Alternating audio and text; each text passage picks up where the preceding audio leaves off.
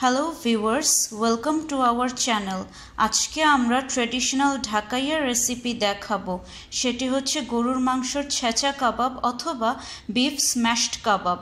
আশা করছি ভালো লাগবে। কাইন্ডলি আমাদের চ্যানেল সাবস্ক্রাইব করে বেল নোটিফিকেশন অন করে রাখবেন। এখন আমরা শুরু করছি। আমরা ছেঁচা কাবাব তৈরির জন্য নিয়েছি 1 কেজি গরুর মাংস। এখানে হাড় ছাড়া রানের মাংস নিয়েছি, নিয়ে আমি এরকম পাতলা পাতলা পিস করে নিয়েছি। এখন এটাকে ছেঁচতে হবে। আমি সাধারণত পাটায় ছেঁচে নিই। পাটায় না ছেঁচলে এটার টেস্টটা ঠিক মতো হয় না। আমি ছেঁচে দেখাচ্ছি কীভাবে কাবাবটা তৈরি করতে হবে। আমরা এখন ছেঁচা কাবাব তৈরির জন্য নিয়েছি, এখানে বলেছিলাম 1 কেজি মাংস আমি ছেঁচে নিয়েছি। এটা এখন ছেঁচে নিয়েছি, এভাবে ছেঁচার সময় এরকম করে ছেঁচে নিয়েছি, একদম ভালো করে মিহিন করে ছেঁচে নিয়েছি। এখন এটা একটু হাত দিয়ে একটু ছাড়াই নিতে হবে। একটু দেখাচ্ছি আমি। এরকম ছেঁচে নেওয়ার পরে হাতে করে একটু এরকম ছাড়াই নিতে হবে মাংসটা একটু, তাহলে রান্নার সময় জড়ো জড়ো হবে না।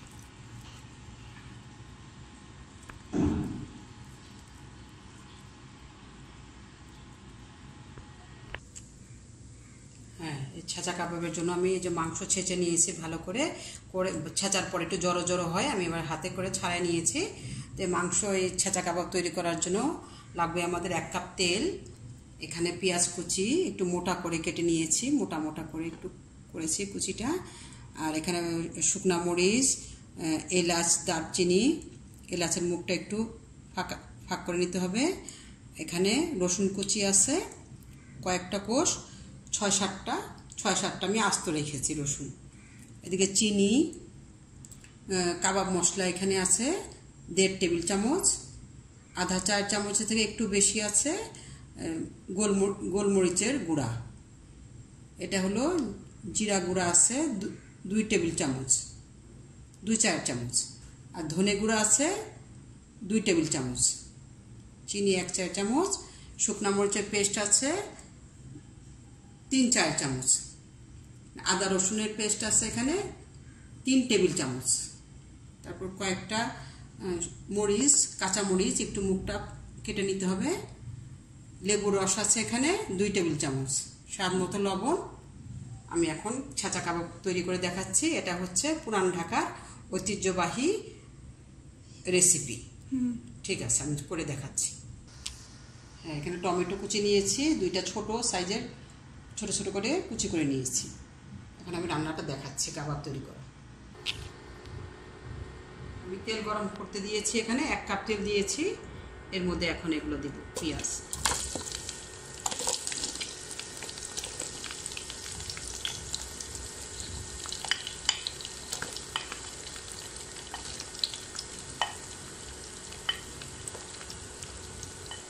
কুচি করা রসুনটা এখন দিব, আর আস্ত রসুনটা আমি পরে দিব রান্নার নামানোর আগ দিয়ে।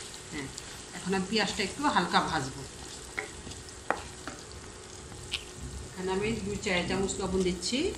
আমাদের 1 কেজি মাংস আছে, প্রয়োজন হলে আমরা আবার পরে দিব। পেঁয়াজ রসুন কুচি হালকা ভাজা হয়ে গিয়েছে, শুকনো মরিচ, গরম মশলা।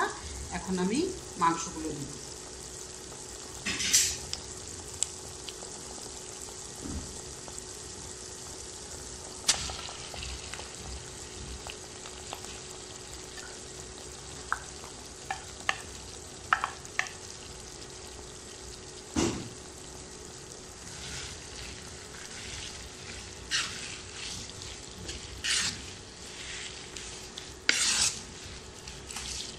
এখন এই মাংসের সাথে এক এক করে সব মশলা দিব।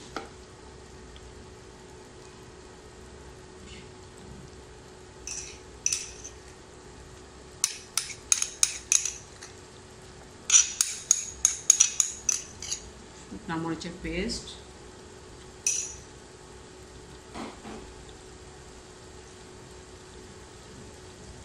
আদা রসুন একসাথে পেস্ট করা আছে,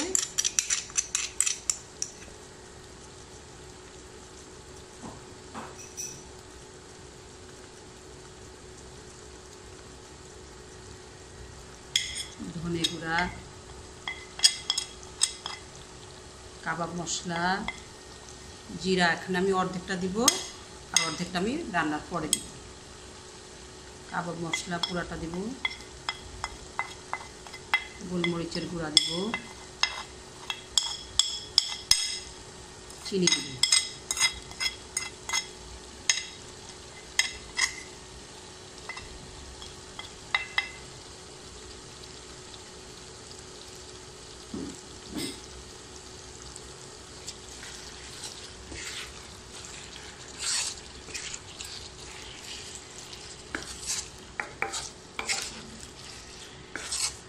এখন একটু আমরা ভালো করে মাংসটা কষাইতে দিব, একটু 10 মিনিট সময় লাগবে মাংসটা কষাতে হবে খুব ভালো করে।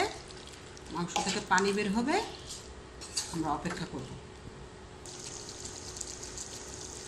যে মাংস থেকে পানি বের হচ্ছে, এই পানিগুলো ভালো করে শুকিয়ে যাবে, তখন আমাদের কাবাব তৈরি হবে, রান্না হয়ে যাবে। এখন আমরা অপেক্ষা করব, পানিগুলো শুকাবে, মাংসটা সিদ্ধ হবে। এখন আমি ঢেকে রাখবো। আমি ঢেকে রেখেছি। এখন এটা সুন্দর করে পানি বের হয়েছে, সুন্দর করে কষানো হচ্ছে, মাংসটা গলে যাবে এই পানির মধ্যে। আমি একটু লেবু রস দেব।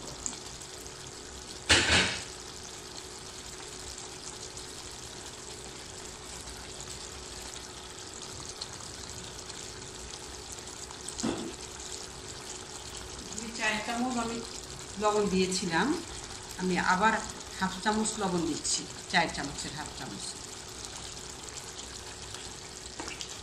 এখন মাংসটা সিদ্ধ হওয়ার জন্য অপেক্ষা করতে হবে, আমি আবার ঢেকে রাখবো।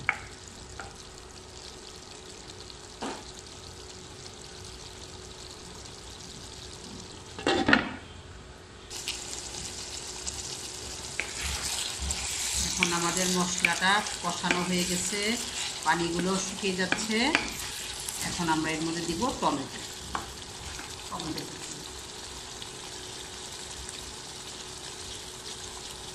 কুচি দিয়ে দিলাম।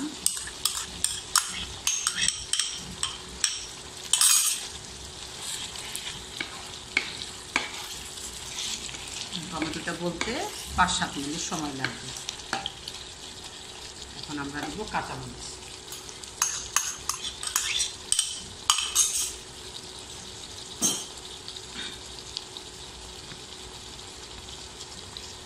কাঁচামরিচ মুখটা একটু কেটে নিতে হবে।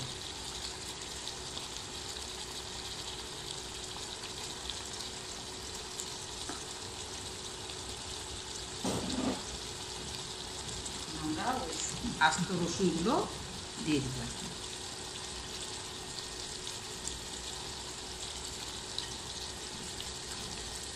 5-7 মিনিট সময় লাগবে।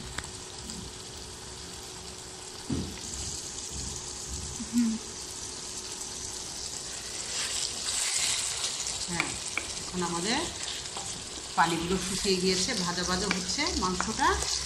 এখন আমরা নামানোর আগে জিরা গুঁড়া দিব।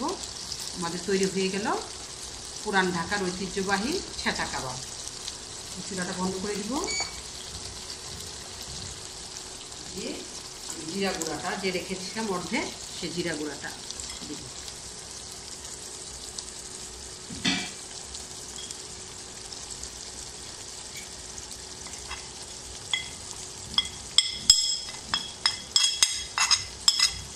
এখন আমাদের রান্না শেষ, আমাদের রান্না হয়ে গেল পুরান ঢাকার ঐতিহ্যবাহী ছেঁচা কাবাব।